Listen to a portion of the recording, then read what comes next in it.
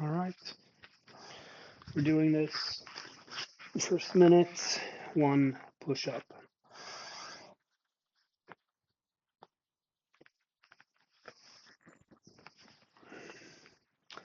So with push ups, we can do many different variations, but I like the medium width and variation simply because we get a little bit more pectoral engagement versus a narrow push up, which would be more tricep, more shoulder. And that's basically my entire reasoning. So I'm just going to go easy, wait a minute. So we're going to do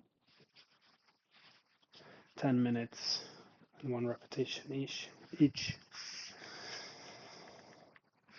Simply as a way to rebuild.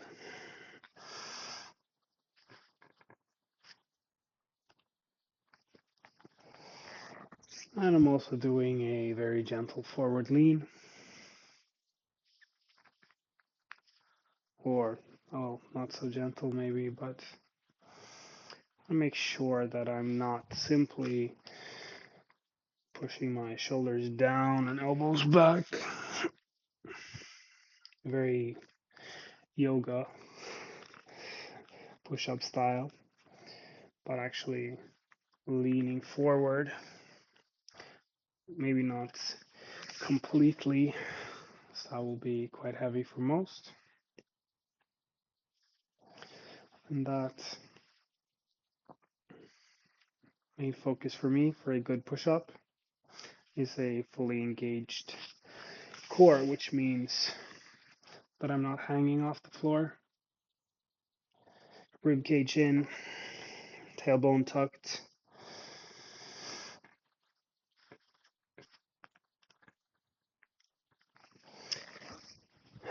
And allow my chest to come down to the floor, which means I might have to release the rib cage just slightly in the bottom of the pushing. Beyond that, a full push where I'm going from all open chest, scapular retraction to scapular protraction. So not just straight arms, but shoulder blades actually wrapping around the body. And in a plank position, this is the difference I'm talking about.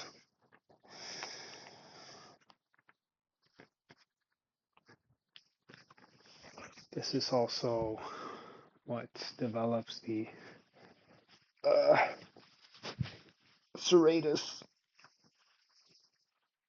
muscles that I've heard referred to as side abs or something like that. But very important muscle for scapula health, and scapula health is important to shoulder health. We really want scapula that move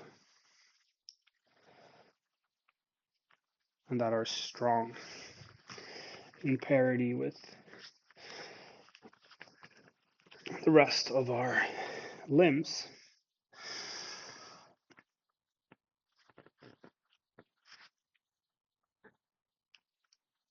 It's a really nice thing about moving slowly and having all of this time is that I can really take my time to feel the movement, go slowly, pause at the end, slowly back, make small adjustments between each set with whatever body memory that I've had from the previous one. And I'll be honest, I'm tempted to sort of want to spice this up,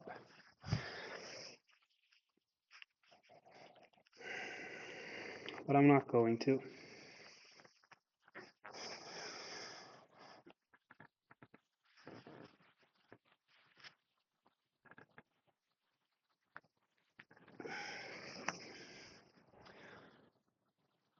Because I want to rebuild, I want to make this foundation for my body as solid and whole as possible. I think of fitness as sort of a triangle, and ironically,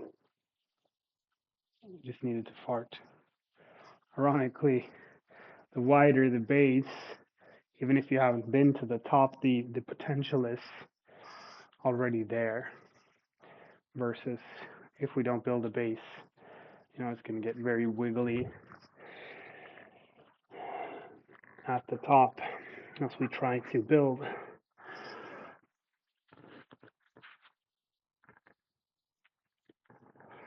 Usually that is where injuries and maybe just plateauing happens. I might have developed a very narrow scope of physical adaptation that as we progress and add layers and nuance and complexity, it just doesn't work.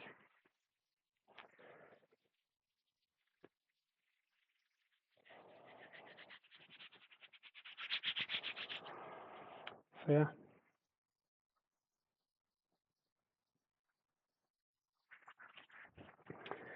Another minute.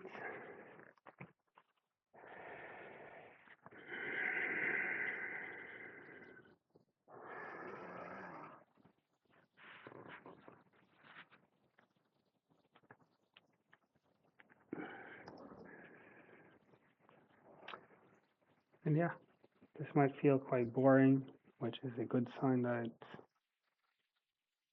it's shut up. Honestly, how hard could it be? You don't need to be seen and heard. You just need to embrace a little bit of patience like an adult.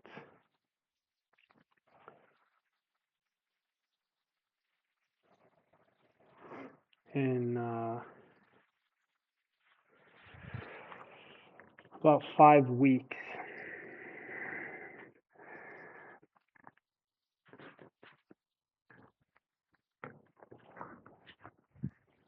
you'll be getting crushed by this format. And the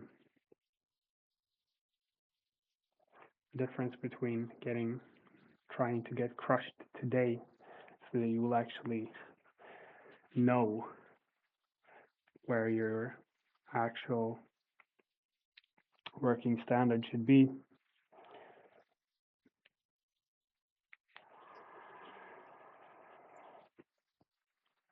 Instead of only knowing what was too much.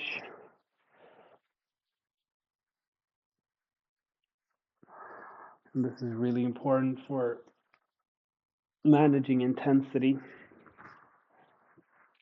which I think is one of the most highest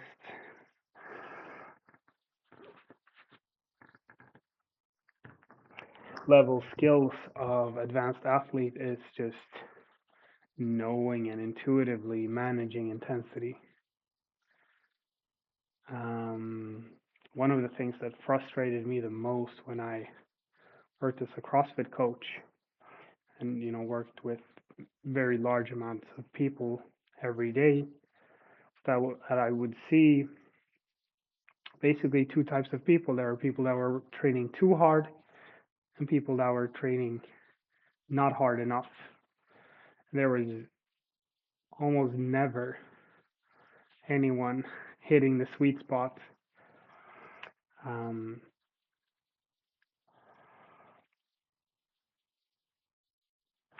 And I don't have much more to say about that now. The workout is done. And you should find your sweet spot. You should allow yourself to start easy and make failure impossible.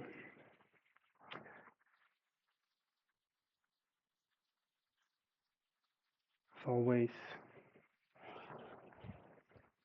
follow the template in the comments.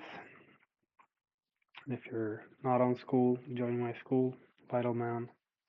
Have a nice day.